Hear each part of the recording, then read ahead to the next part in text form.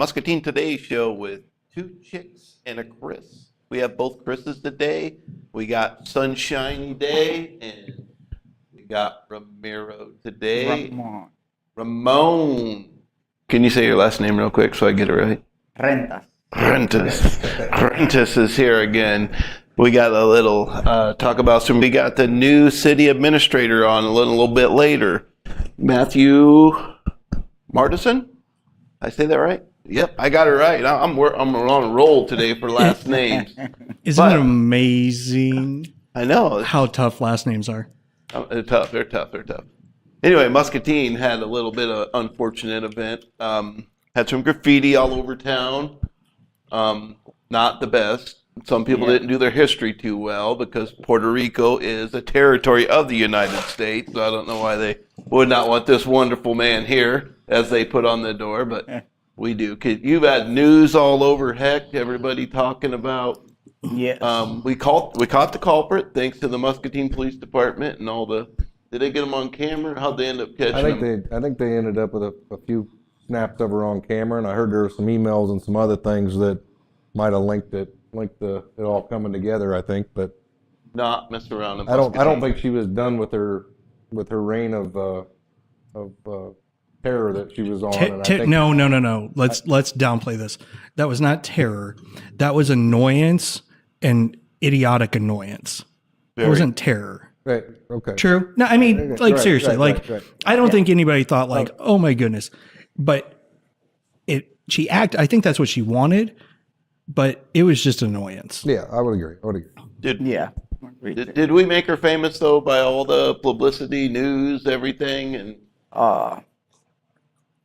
I thought it's gonna be like a local thing, and I just posted for the disappointment that I get for the situation, and we just get shocked because I never, on the 18 years that I've been in Muscatine, I never get something like that straight to me or something like that, and I was surprised. This is not Muscatine, and that's how I put it on my post. Yeah. This person do not represent Iowa or Muscatine community. Absolutely not. And after that, I don't know how is a lot of Puerto Ricans in this town, but this just fused and spread it to Puerto Rico, Orlando, New York. And at the next day I was driving and my phone was melting. Everybody want to interview with me. Everybody want to talk with me, and I noticed that a few TV shows and radio stations was trying to push this against Trump and the way that he's working and his decisions and all that. And a couple ones in Puerto Rico, I just tried to put a pause on that and let them know that it's not a political relation with this, and this is something that... I'm not sure this gal knew who she was all attacking or who... we had some graffiti on the back of this building. We had graffiti at some other places around town. Yep. Pete's Tap was one of them. There was some issues I heard at the college and other things. So I don't know if she was singling out anybody. I think she was just off her rocker and running around town, kind of going crazy there for a couple days. Sounds like. Well, we can't blame everything on political. There's just bad people out there that do dumb stuff. Right. So you can't look for a political reason every time something bad happens.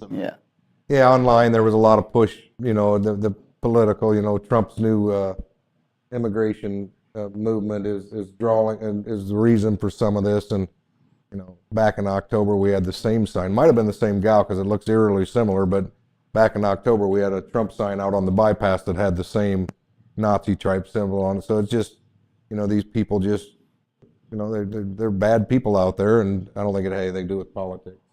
Yeah, that definitely is not a politic. I think that lady, she don't either know about politics or paying attention for any of that kind of things. What I most like to express is the gratitude that I have and how this turned around to show up last Iowa, Muscatine. We support each other and we love each other. And on the last days, that happened only one time, and the people just sending message, sending support, and offering help one way or another one, just make us feel that we belong here. So Right. And you do. And we it's all gonna do. be Jibaro for so long. Well, I was going to say, and I think really, if anybody wants to really support this and show the love, I think they need to come down and eat, right? No, it's a lot of people that this is going. Oh my God! I say it because some people was like try to manipulate the information. I think if we put her on work release, that we ought to put her in the kitchen, doing some dishes, cooking some food. Yeah. I don't know if you want to eat her food though. You don't like it, remember? Yeah. No, my recipes. Do not raise my recipes. Well, but the community has been showing that support. I have a great people around here and they're offering to came here, visit the restaurant, and right now we have to double up everything and get ready. We've been 2 days now in the kitchen getting ready because we're expecting that it's going to be a lot of people coming in this weekend. So and I do want to say thank you for those of you who are watching this, obviously after we record it.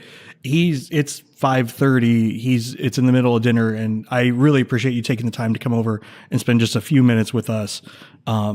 Because I want to thank you for how you've handled this. You could have taken it 100 different ways, but you've stayed above the fray. You've corrected people when they thought they were reading something into it. And, I think if everybody approached most of the things bad that happen around them the way you do, I think we'd be a lot better off.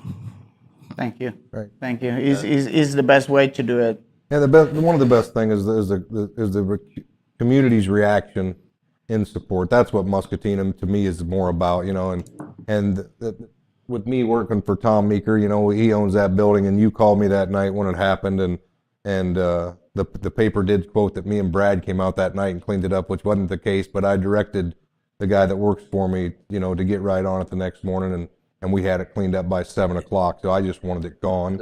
The paper said Brad come out that. Said Brad and I came out Sunday night and cleaned it up. I'm more apt to believe you come out, Brad. I'm not really sure about that one. I don't think it was completely off by 7. I think it may have been just a little bit after, because when I got here at 8, he was still cleaning up his stuff.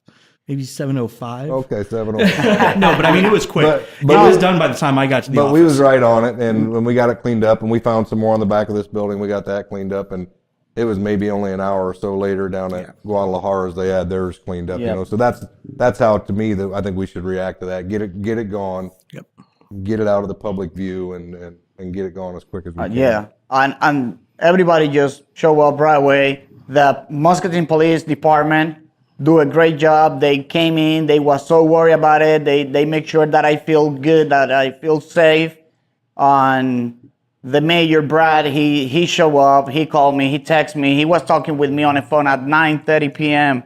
And I was surprised, like, this is the support and the love of Muscatine and the community again. Yeah. And all of you guys always be on my side. That is phenomenal. So that incident that happened there don't make any scratch on the actual what Muscatine is built up. Right. Yeah, that's a small number of people that are bad. Muscatine comes out in big numbers for support. They always come Man, yes, everywhere. I went to Hy-Vee to buy something, and people on Hy-Vee, they know me, and they was like, "Oh, you're the owner of Jibaro. Oh, we're so sorry." And I was like, "It's okay. I know that Muscatine people is really They're good." people. They're good people. through. Why didn't you bring any empanadas or anything for us to try? Because, like I always say, happy wife, happy life. So she's on the kitchen doing her thing, and I don't want to just overwarm her. Wise man. Wise words. Yes. Well, thank you so much for coming on and explaining your side of it. We're glad you're still supporting everybody's loving Jibaros, and we got Matt coming up next. And thank you. You better get your butt back to the kitchen. Yes. If you want to see me tomorrow, it's If best. I want a happy wife, happy life, happy Ramon. All right. Thank you so much, guys. right. Have a great one. Yep, we'll be right back with Matt. Welcome back, Muscatine. We are here with Muscatine's newest city administrator, Matt Mardesen. Thank you so much for giving us your time. We know it's after 5 and you're back here but your first day of the job was December 16th. Yes. And welcome to Muscatine. We're great to have you. The job was vacant for a little while with Tony Keys filling in. And a couple things is now we have an assistant administrator, Tony. Is that just during the transition period or what?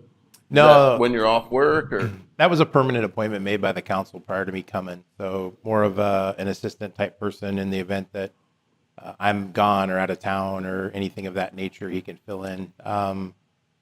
He did a great role filling in during that interim period. And I think the council just was really impressed with what he brought to the table as far as another sounding board and kind of a person to help me deviate some of those tasks at times. So great opportunity for both he and I.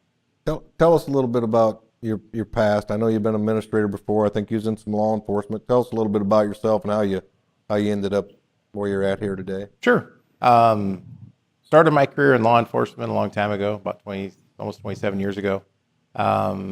Did that 13 years full time and then got into city administration. Still work part-time law enforcement. I just can't quite give it up yet. I'm getting closer and closer, but it's a hobby job of mine. I get a kick out of it, and I think it's a great opportunity for me to keep in touch with that part of the career. Got into city administration about 13 years ago. Started in Monroe, Iowa as their city administrator, a small little community of about 1,800 people. Then I went to Nevada, Iowa, population of about 7,000 people. Was there for about 3 years. And then I went to Council Bluffs as a chief of staff. Spent just shy of 2 years there. And then I had an opportunity to go into the private sector for JEO Consulting Group. So my job there was really helping communities walk through issues, whether it was a wastewater treatment facility, roadway, pool, anything that an engineer and architect would design. I helped them get started on the project. How are we going to fund the project? How are we going to prepare for operating costs, ongoing maintenance, and just kind of set them up for what I would call hopefully success in bringing in a project and making sure that they could maintain it over the course of the lifetime and that kind of thing. So it varied from day to day, but and then the opportunity in Muscatine came up, and I'll be real honest with you. I got a couple calls on it, and I grew up in Southwest Iowa. Most of my career has been in Central Iowa, and I'm like, I don't really know much about the east side of the state. So I'll be honest with you. I made several trips over here. My wife and I did, and really just evaluated, is this a place we want to go on a personal level and a professional level? And it checked out all those boxes. I couldn't find a reason to say, no, I'm not interested in it. And then the interview process maybe was a little overconfident. I felt like it was more of a conversation with the mayor and council and even the department heads, like, hey, I'll be here next week. We'll get started. So it's been a great transition. I think I'm on week 7 or something. It happened quick. You had to kind of It did. Really quick. It did happen quick, and I'll be honest. Normally you probably wouldn't go that quick, but with Police Chief Keys going to the FBI Academy, there was about a week of a window if I wanted any time with him before he was going to leave and before I would make that transition. I had to come a little bit early, so not the ideal situation, but it worked out, and I'm glad I did that because we had a really good week together. Kind of brought me up to speed on a lot of things that were going on. And then he left and departed to go on his adventure. And then I dove into the budget. We're in full budget season right now. So that's been a really eye-opening experience for me to kind of get into the budgets and figure out where we're spending our revenues at. What do we need? What are we lacking? What's the future look like for us in certain departments? Yeah, last few weeks at the county, I've been going through the budget process, and it's we've got to make some tougher decisions on the county side anyway this year, and we'll probably go through some line by line stuff, and salaries are on the table, and we had a salary study that pushed wages way up, and if we implement all those, it'll really hit the budget hard. So we've got a lot of tough decisions in the county to make over the next few weeks to try to finalize our budget. So I'm sure you guys are sitting in a similar situation. We're in a similar situation. Yeah, we'll start budget meetings Thursday this week. So we kick them off with the council. It's a dim budget this year. It's not going to be a fun one. We'll get through it, but it's not the worst we've ever probably encountered, but it's by far not the best we've ever encountered either. So you're 7 weeks in now. Have you had much time to get out and about? And what do you love about Muscatine? What really made you pull the trigger to come here? There was several factors, to be honest with you. My wife works remote, so she can work anywhere for the most part. Her office is in Des Moines. She'll go there a few times a month. But the people in general, I came over to a council meeting unannounced one night and just sat there and watched the council meeting, and then had some interactions with the mayor and Chief Keys afterwards, and just kind of got to know them a little bit. Spent some time just walking around, visiting shops on the main street and talking to people. The restaurants we went into were super friendly. Looked at the housing market. I mean, everything that you look at if you're to move there. But I think one of the things that really drove me was the opportunity that, with all due respect, and I mean this with all due respect, the vision that I think Muscatine could have and prosper from to get us through whatever's going to happen at the State House with budget and property tax reform issues. The economic vitality of Muscatine is exciting. I mean, from a professional level, we've got some of the best sporting complexes in the state, and we don't, again, no disrespect to the community, we just don't capitalize them. We might not market it the best we can because yeah. our softball, our little league, our soccer complex, the dome coming on. You're right. They're some of the best in the state. I've been to. I used to coach ball. My brother still coaches ball, and I played all over the state. And you're playing in some horrible fields, and ours are some of the best out. Oh, they're fabulous, and I think that was one of the biggest things that attracted me was the opportunistic part of it. Is I've had great success in my career from an economic development standpoint. It's exciting to bring in and build the tax base. I think that's the way that communities and we're going to grow and prosper and maintain. But just that opportunity of what can we do down by the sports fields, and what can we attract and bring in. I think the sky is the limit. I mean, the amount of travel teams and we haven't even brought the dome on board yet. We start talking about the dome, the possibilities of actually all year round now really brings an element that we haven't had before to attract that hotel or even hotel water park that's going to look at us along with other, amenities that the residents of Muscatine can, use and utilize. So I think that was the exciting point to me. The seasoned staff from a professional level, I call it overconfident, but I truly have a lot of trust in the staff when you're telling me what their needs and demands are. I'm a jack of all trades, master of none. I mean, they're this experts in their field, and I think they do a really good job of providing those services. So you obviously haven't met Rich Climbs, because what you're he talking. did the tour. He did my tour. Rich, sorry, I had to, but Rich and I have worked on a bunch of stuff together, and he's always taken great care of me. So he loves my sense of humor. We're going to say that. Yeah, it's I don't. If anybody likes anything about you, it's got to be a plus. Yeah, absolutely. I mean, they're far and few between, so we got to reach grasp for straws. Yeah, I just had a conversation with Rich because I might have bragged up my Iowa State cycle men's basketball team last week being number 3 in the nation, and I don't think they'll be number 3 after the loss on Monday night. But he did send me a text Monday. It said "Go Hawks," so he's representing Iowa really well. Is it close to like review time on Rich's contract? Or anything? Like, hey, we don't need that kind of stuff. No, I don't think so. No, Rich is a great guy. Doing a great job leading the Dome project. He really is. Yeah. I'm impressed with it. He's fun to work with. Yeah, he is. I know we got housing, I think, up next, and we're going to talk to you about a little bit about that. I know when you came, you hadn't found a place. How as your house search came together? Yeah, we found a house. We hopefully will close on the 20th of February. In Muscatine? Yeah. Did you have trouble finding that house? Well, the market was limited. I joke about this. My wife is a great companion when it comes to house finding, because we'll look at something and we both know, yes, I can make that happen, or I can do this to improve it. that's another hobby of mine. I flip houses on the side. We found a small little house that needs a little bit of work. We got it. I think we're supposed to close on February 20th. Got it ready to go. We'll get a little bit of a great opportunity to fix it up. There's a desire to build. There's a couple lots that if we can get, maybe the potential timing isn't right to get over here quickly. So I don't want to say settled, but we found one that we liked and will work. I'll fix it up. It'll be a great first home for a small family or young family at Something some you might point. flip over and then just kind of Yeah, and then hopefully maybe build. There's a couple of nice spots that I don't want to give them away because I don't want a potential buyer coming in and swooping me up. But there's a couple opportunities that if it all works out, I think we could maybe build a house in the next year or two and kind of build what we want, not necessarily.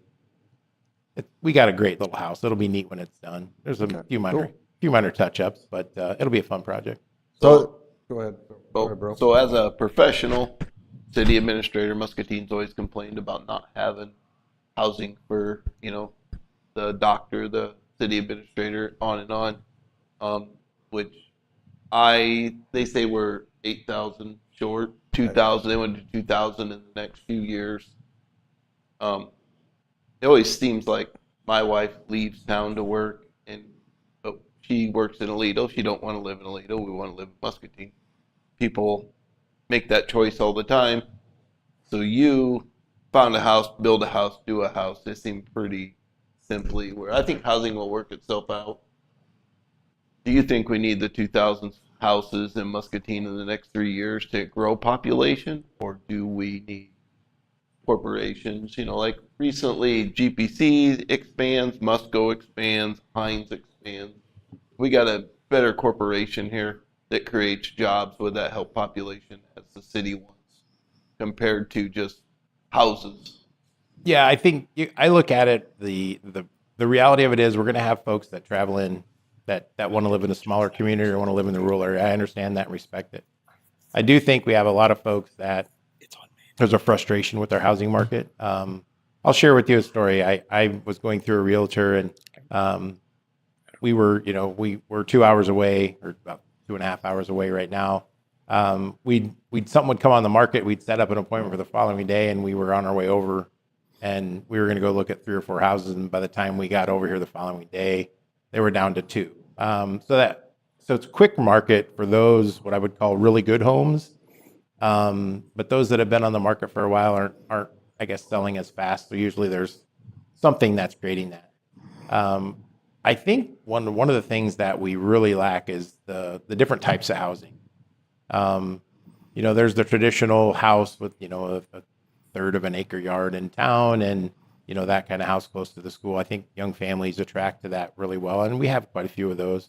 But I think there's a lot of young professionals at those industries we were talking about a little bit ago that are looking for that, not the property, not the full-blown yard, but whether it's a riverfront view type condo or a different style of condo, or a small house community. I mean, those are becoming very popular. But I think it's that array of homes that I think we're lacking. We've got some great developers right now that are talking to us about some potential projects and kind of the different types of housing within the neighborhood. I think will actually be a benefit to those folks that, work for our really good industries, and it'll open up some other stuff, I think. So we don't have that chain coming on, in my opinion, where maybe 40, 50 years ago, you have your starter home and then you have the intermediate home and then kind of the family home.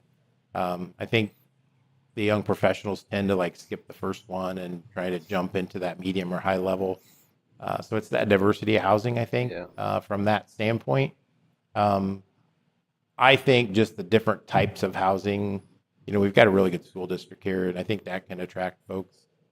It's just, I think there's times when there's not much on the market to attract somebody, so they look beyond Muscatine. Housing a problem nationwide, and then going to continue to be a struggle. I'm on the housing council here in town, and the chamber, and I mean we're trying to work on it from a lot of different fronts. We did a housing study last year, and we always like, what comes first, the chicken or the egg? Because do you have to have the amenities that drive people that are coming here from Davenport or Iowa City, do you need the dome first? Do you need the Texas Roadhouse first? Do you need those things that spur the growth for people to come here, or do you, or do the houses come first? You know, so the housing market's beefed up, or do you try to work on both of them at the same? It's a challenge that it's not going to be a quick solution. We just got to make it. We got to make it easy. Zoning, planning's got to be work with people, and you know, some things like we had the meeting here a couple weeks ago. People. It seems like 4 or 5 years ago they were going to put the port in. Remember that down where, and that is a great job opportunity where that to me would create a few hundred jobs, and then you have 50 new houses that So people will find if they got good work to go So to. recently, we just joined a port authority with a bunch of local counties and cities around us. So now we're going to be technically a port on paper. Doesn't mean you Well, have we don't to have want a- to be on paper. We doesn't want mean you have- jobs. Well, the thing is, it can lead to a physical port maybe eventually, but the port on paper, we're one of the largest areas in the United States. If you took all our imports and exports out of this area, it's comparable, I think, to something like, I don't know if it was Miami, but there's some place it was comparable to in the Midwest with corn, grain most. But that opens you up for, now that you're declared a port, it opens you up for all kinds of grant opportunities to bring more money into your community. So hopefully that will spur business and growth that way. Muscatine has like 4 major companies here, you know, grain processing, H&I, Bear. Heinz, and Bear. If any one of them would happen to close, it would cause Well, you always got economic boom in You always Muscatine. got So you always got to make sure we're taking care of those, because you're right. If one of those headquarters ever decides to leave, it could be catastrophic to the community. And I've been worried about that. You know, Heinz committed to some big growth, which I was surprised, and I'm glad they also did. committed to Because- maybe because closing or they've really struggled finding employees. So I was worried that if they continue, because at one time they're busting them in, they still might be. I was worried if they couldn't find the employees, they might not be as excited to grow here. But I guess they just signed some big expansion. I don't know if you're aware of that. Matt, you learning a lot here. Are you taking notes? I'm taking a from lot the of show? notes. Are you Okay. taking notes? Mental Matt? notes. Mental notes. And we'll get you a full transcript so you can go back and study this. Make sure that you get all the chick knowledge you can get. Just so- Technology. this is chick knowledge. Just love yeah. it. Everything through Muscatine has always kind of traveled through the chicks. I don't know. I mean, I can leave my cell phone number for you at the end of I'll this, need it.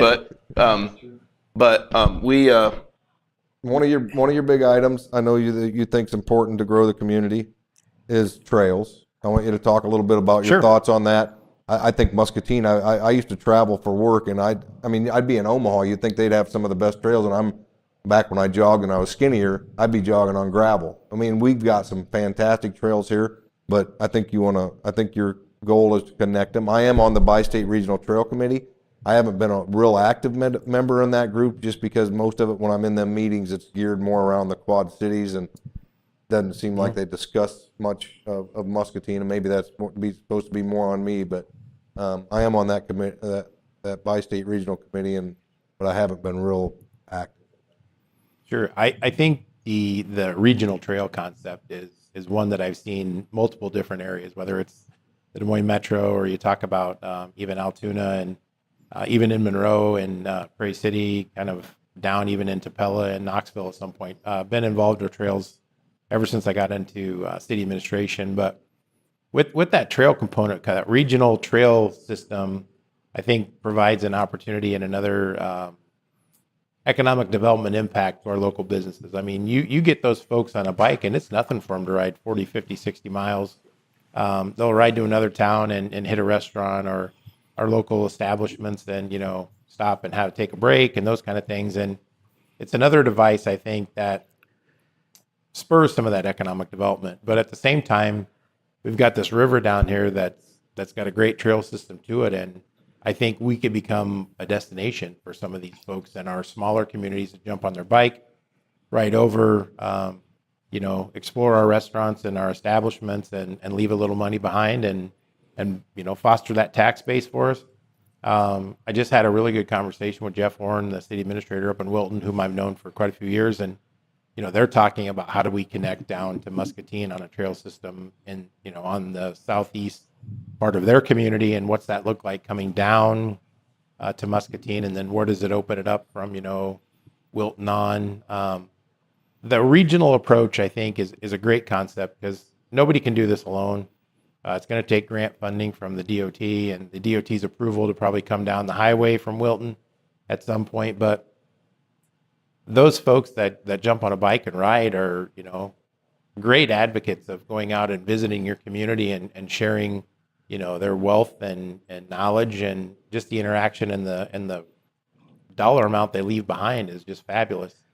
I've watched, even when you talk about on the north side of Des Moines, Ankeny, and all the way up to Madrid and Woodward, though, the High Trestle Trail up there, and the amount of traffic that you see in Madrid and Woodward, Iowa, a small little town of 2,000 people. You go there on a Saturday and there's just bikes galore, and our local establishments are making really good revenues that day. Same concept here. We've got this beautiful trail system that we've already started. If we can expand it to get to other other locations and other towns, I think those folks will not only come here, but our folks will actually go there as well. So it benefits both communities. It's just a matter of how does it work? How do we get there? It's going to take a regional approach. No one city or one county or anything can do it. It's a group effort, but I think if we can, establish the beginning of a trail system and get connected into, the Quad Cities at some point, I do think people will ride out this far on a day, turn around, stop, have something to eat here. And we've got great restaurants and facilities that they'll come here, spend some money, and then turn around and go back home and stop along the way. I think that's the key. Everybody benefits from that. So you obviously, trails seem to be a big thing, which is great. I agree. So what I really want to know is how we've managed the flow on the trails for a moment. Okay.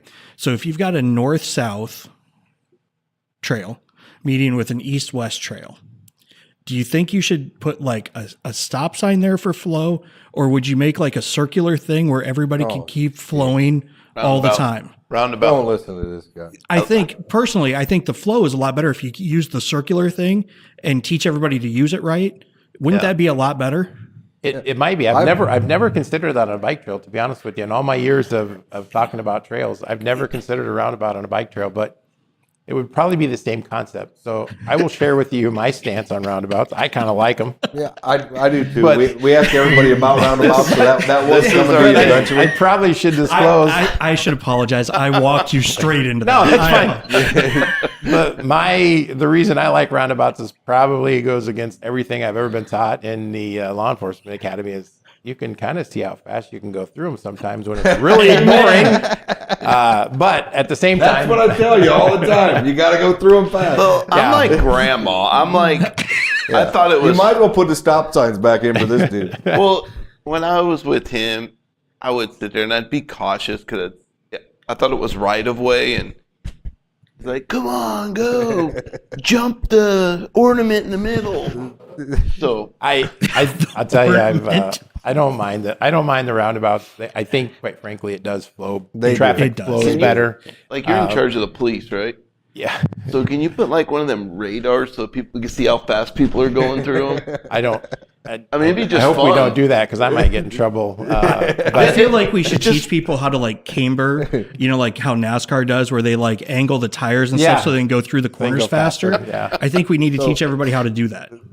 Yeah. I agree. Drifting. Yeah, drifting. I think that would be a great idea, but we probably shouldn't be doing it when there's other Keys, people do around. not pay attention to anything we're saying. Yeah. I think we should get Chief Keys just to set a couple radars up so we can just sit there and monitor. And nothing against for tickets or nothing. I'll see what I can do for you. Just for See what I can sheer. do. Oh, you could use this the car. guy be hitting 40. Yeah. I will share. We had a speed camera. Now the community will remain nameless. There was a highway that went through it, and it was always kind of a thing.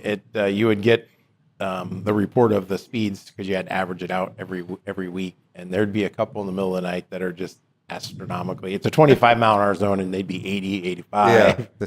You kind of get those folks that are.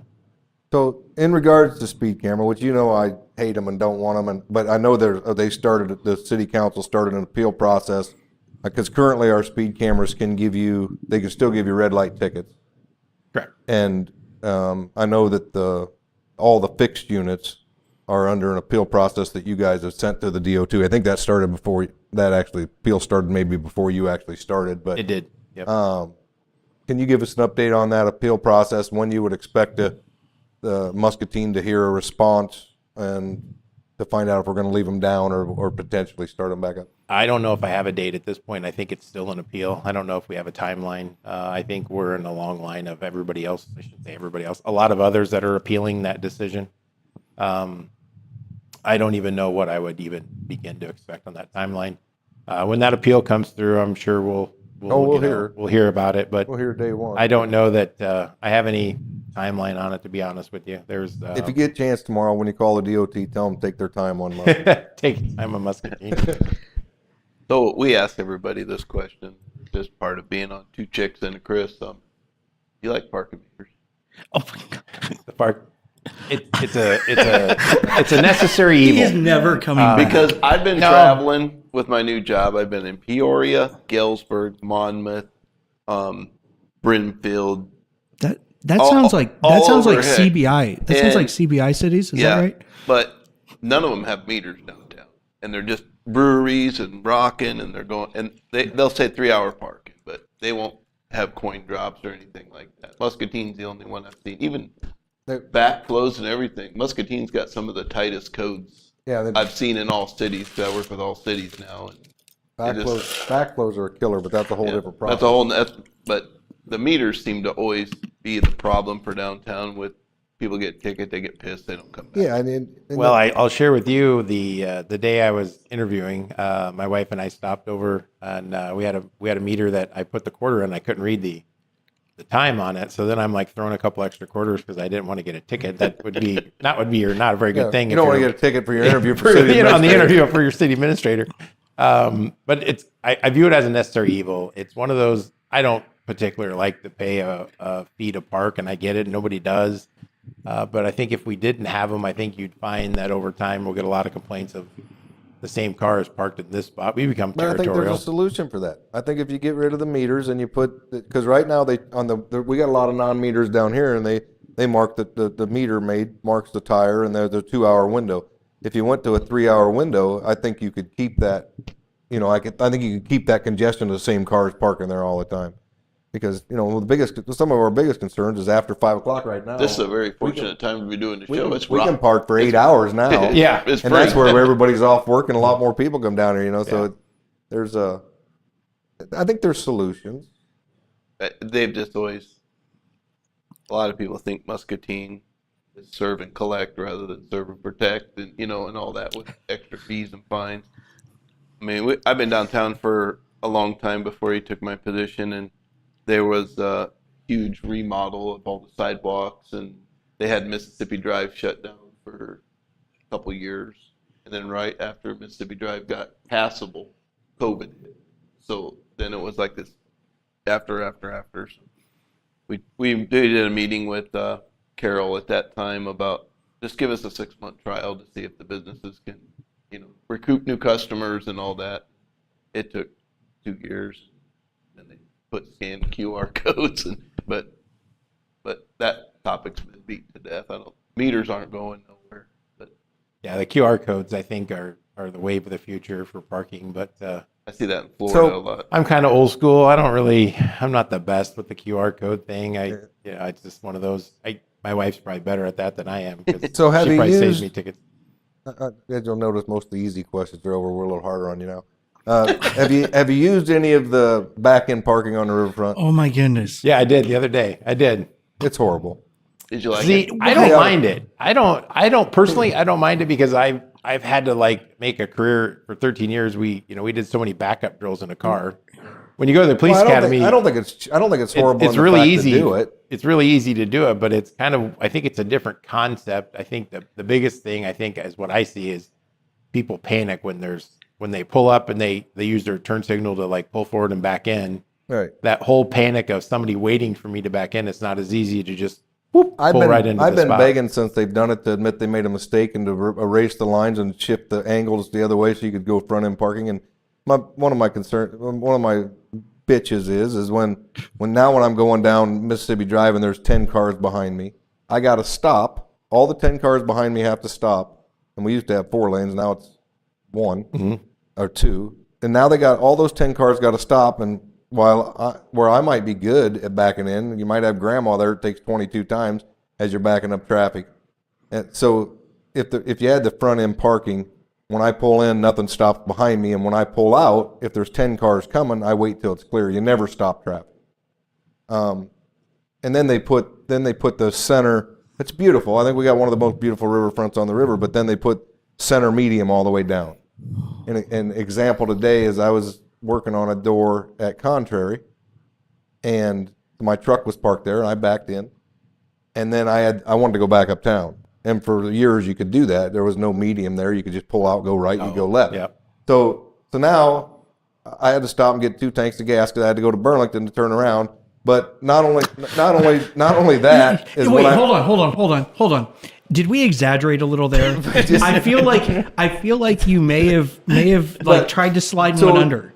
Downtown, the Mississippi Drive was quite busy at the time, and I had to drive down, and there's an A-frame and a couple houses there, so I pulled over in front of those places because I have to turn around to go back uptown, and the traffic's coming both ways, and now I'm sitting there off the side of the road. It's not safe at all, and I waited for 2 or 3 minutes because there was traffic coming pretty steady both ways, and to turn around and go back the direction that just. I'm bitching right now, but that's right. It's crazy. Couldn't you have just gone up over Main and 8th and gone? Well, if they're going to keep making me go down there, they got to put an extra gas station in because I ran out of gas waiting to get back. Folks, I apologize. So maybe you should have Google mapped it. See, I could have did that. See what they want me to do. See what they want you to do. Maybe it would have took me past Come and Go, get some gas. Okay, so we're really good at putting you on the spot. Favorite thing you've eaten, any restaurant since you got here? Just curious. I would have to say Bobby's Asian Cuisine, the crab rangoon. Their crab rangoon is amazing. It is amazing. I had one the other day. It's as good as what, I apologize, Peking's used to be back in the day. You're good. It was fabulous. The close second though, Skinny's barbecue was really good too. Yeah, So, yeah. It was really good. Yeah, there's a lot of great restaurants down around. We're glad you're here and enjoying it. I think we're about wrapped up, but Yep. I think we Got want anything to else? touch on the graffiti and stuff the other night, just so we get your. I'm sure you was drug into it a little bit Yeah, on the whole absolutely, thing of it. yeah. So touch base on that, on your thoughts and everything, whatever you can give us on that. Sure. I was notified Sunday night by the mayor what's going on. Put into action. I notified Assistant Chief Snyder what was going on, and he was aware of it. I felt like our police department was on it from the get-go, from when it was identified. Like everything, law enforcement, we don't tell the general public everything right away. We identified the suspect early Monday morning. We were able to do that and then work through the process and making sure that we identified the right person and then made sure the charges and all that stuff. So that process was probably a lot faster than it really looked, to the general public. But I was pretty impressed with how fast we identified our subject and made the arrest and really put the case together. It was really fast moving, to be honest with you. You got her in 3 days, maybe 2 or 3 days. It sounds think- like you might know who it was right off the bat. I think we pretty much knew Monday morning who it was, and it was really a group effort. The dead giveaway was we got the video from a couple different places, and I think that really sealed the deal as far as just to make sure it was a sole subject and not some kind of group activity or whatever. I thought they identified that rather fast, so my hat's off to those. They did a great job and putting the case together. And was this bring gal, resolution. to your knowledge, was this gal continuing to kind of go after this Sunday event? Was she involved, or if you can say, with that college? That I don't know yet. Okay. I'm going to be honest with you. I don't know that one. Okay. But we had Quinn here. We tell him he's the best sheriff. I know you're in law enforcement, but we have the best Tony and Quinn are the best in the area. That's because 2 chicks and a Chris said so. But He is the best sheriff in Muscatine, no doubt. Yes. No, he's the county. Yeah, no, I know. Muscatine County. Quinn's the best sheriff in Muscatine County. He told me quit saying that, but I've not met him yet. I'm excited to meet him. Yeah, You haven't met met the Quinn? sheriff yet? No, I haven't. Oh, and Quinn is- I'm he's excited a to great meet guy. him. I'm excited to meet him because Great guy. I have friends back in Central Iowa that have a lot of respect for him. So I'm Yeah. excited to meet him. allowed 2-3 hours because Quinn likes to talk. That's perfect. He loves to talk, but he's a great guy. I mean, I consider him a good friend, and I got to know him over the last few years as supervisor, and I really enjoy him being the sheriff. Yep. Hey, Chris, Dan, you got anything else for Matt? I don't But- think so. Just welcome aboard. We get- Muscatine is always an adventure. It's going to be up and down and left and right, probably some diagonal, maybe even a little backwards. But I'll say this, we always mean well and we get there eventually. Yeah. And when in doubt, call me.